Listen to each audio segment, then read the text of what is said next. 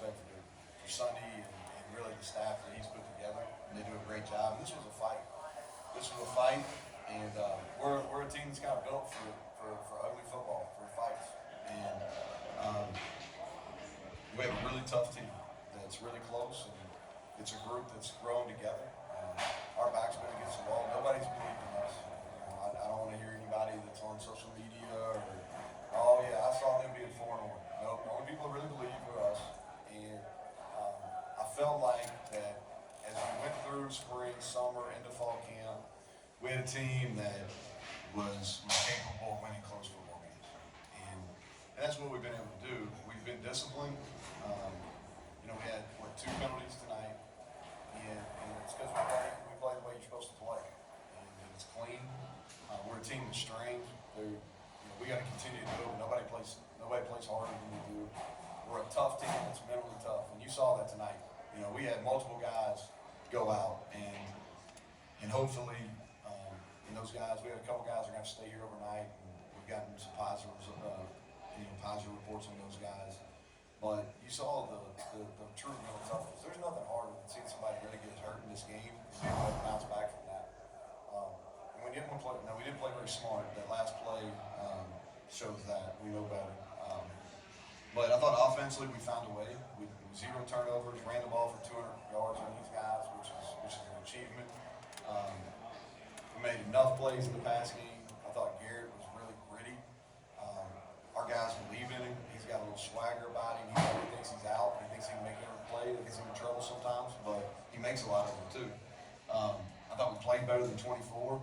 We had a 4th down there, kind of fringe. Could have kicked a field goal that we didn't convert.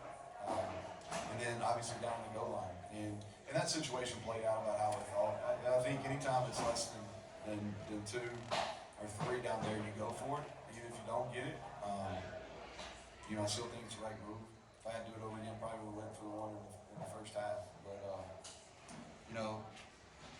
defensively, I can't say enough. I thought the second half wise, guys, they've got really good skill guys, and we've been a little bit. We never broke. We got to work on our hands this bye week. We dropped 4 interceptions, I think, but our D line is talented. We got pressure there late. And then we got a really good push on both block field goals. Those are long too. It's not, those are tough field goals to make. We made 2. One of them got called back because of a penalty, but those are tough. And then special teams, guys, I can't say enough about that. Defensively, we played really good team defense. Special teams, think about it. If you look at the stats, we punted 5 times for 46 yards, and I don't think they had any. I think they had 1 return goal. And that kid that's returning the punts is really good. And you look at our kickoff. They were one of the top teams in the country in kickoff return coming in here. And we come in and we run down fast, we tackle, and we block 2 field goals. And so people are going to say, well, they had 400 whatever yards, y'all had 343. But we played clean football. We held the ball for almost 33 minutes in the game. And so with that, questions? So Neal, start with resiliency. Obviously the injuries, sometimes that can just deflate a team. Well, it's just emotions, man. That's why I told the team, I've never been prouder of a team, but I'm drained. I'm emotionally and physically drained. And as excited as I am for winning and being 4-1, and really we should be a nationally ranked team tomorrow in both polls to go on the road. And nobody's played, I didn't say nobody. We played a really hard schedule. Some other teams have played, but we played a really hard schedule. And we played 4 out of 5 games. We've been really physical games, and it's taken its toll. And so as excited as I am for our team, man, I really hurt for Aubrey Burks. It's a scary deal. And like I said, we're getting good reports on him. He's going to stay here tonight as a precaution. And then Trey Lathan, who's just coming into his own and playing great. He gets hurt. He's going to have to stay and probably have surgery here. And then we lose our whole left side of our O-line. Wyatt Milam, who's arguably our best, one of our best players. He's played at an elite level. He gets hurt. And then Tomas Remak gets hurt on the extra point. And so we found guys. DeQuay, Tomas came in. And so, as excited as I am, I feel for those guys. And I think our team feels the same way. Neal, it looked like they were able to run the ball on the inside a little bit. Something that was different they were doing. And then what were your adjustments in being able to shut that down? Well, I thought they hit a couple there in the second half, but if you would have told me, hey, you're going to hold them to 135, I felt pretty good about it. If you told me before the game you're going to rush for 200, you're not going to turn it over, and they rush for 135, yeah, I feel pretty good about it. Tell me we miss a fourth down, we don't convert inside the 5, I'm saying that might get a little hairy. But yeah, they got good skill players. Like quarterback played well tonight until we were able to put some pressure on them. The running backs broke some tackles. I mean, they're good players. It didn't seem defensively different in the first half, second half. Explosive plays for them in the first half. You didn't give them anything. We just settled down. We're better than what we played in the first half. In the game, like you go look at that play that Richardson had. He's a good player, but we're really close to picking it off. And the credit to him, he's got faster. Like I noticed that on tape, he's considerably faster than he was at Oklahoma State. And he takes it to the house. And then they had a couple big plays. They had the 4th and 3. They score right before half. That kid's a good player too. He can run. And so we got some coverage things fixed, and we did a better job tackling in space. You talked a little bit about the time of possession, and you kind of said it was ugly, but it was also sort of 3 phases played together where you were able to minimize their offense with your offense and your special teams. How do you feel like that all came together for you? Well, that was a plan. We're not a particularly deep football team, and so the thing that nobody talks about when you play really fast is your line has to play all those snaps too, and so we're running a bunch of D linemen in, and so felt if we could get some stops and first down, we could rotate our D line, and as the game went on, I felt good about, and I felt like that coming into it, even though they were going to play really fast, I felt if we could get on first down, we could rotate our D line, and I liked our matchups in certain spots. But yeah, we played good team football. Part of the job offensively is not lose it. Now we got to make some more plays in the pass game, but we take care of the football. We're able to grind out some tough yards on the ground, and then until that goal line deal, we've been really good to work on. Neal, at what point of the week do you know Garrett's going to be good to go? Yeah, that's probably another unique thing. First thing, so Garrett he practiced a little bit on Tuesday, didn't practice on Wednesday, and really was planning on going with Nico because Garrett went out on Tuesday and he really wanted to go, and he was probably 75%.